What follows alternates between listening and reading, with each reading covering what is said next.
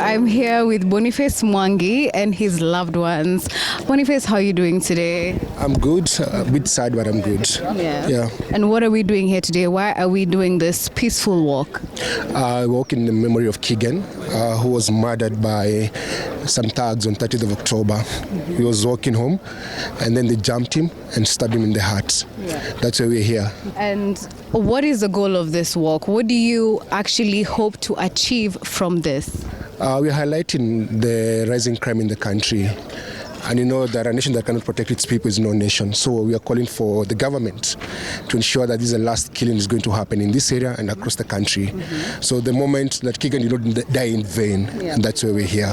So we're hoping that by marching together and going to the site where he was murdered, we can highlight the rising insecurity in the country. Right. And by highlighting this rising insecurity, in what specifically do you hope that this new regime can achieve? Because from the previous regime, we had the crackdown, when we had the situation with the foreigner who was assaulted, and her video went viral. Do you remember that? I remember that. Yes. And so now with this new regime, we've had the president, William Ruto, talking about how he's actually allocated billions in his hustler fund for the border sector. What would you hope to see him do? Number one is regulate the sector. The sector rather operates like on jungle laws. The border riders do not obey traffic laws.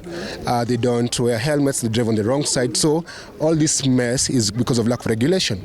But if you regulate and ensure there's legislation to ensure that every border rider has a certificate of good conduct, every border rider has a particular area, it belongs to a SACCO association, so that you know how to track those people. But right now, anyone with money can just go and buy a bike. They don't need a driving license. They don't need to have a good conduct. It's just a jungle. Hakuna sheria. But fanya kitu ya kwanza, like if there's riders on this particular area, they are known at the local police station. Who are they? They're registered. That's number one. Number two, when there's a crime or an offense that happens at a particular area, you know who has done it.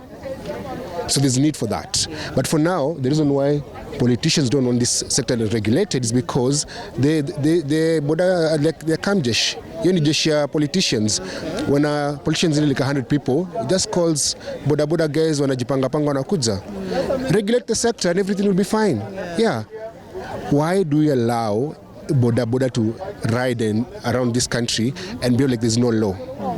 So if you apply the law, then that will be a good start. Yeah. And for you, specifically as an activist, what are you doing in your personal capacity to help this initiative? I'm doing nothing. It's the work of the government. I pay taxes to the government. It's the work of the government to do their job. I'm not going to do anything. Yeah, so we elected people. So they're in power. Let them do their job. Where do you pay those people? Then tell me to come and work for them, work for you. The people who you pay should work for you. So we pay representatives. You have members of parliament, you have members of county assembly, you have governors. Let them do their job that they were elected to do. Kenyans have a problem. You elect someone else, but you delegate your problem to someone like me. Why are you doing that to me? The person that you elected should do the job. And if they don't do that, you recall them. Hold them accountable. Yes.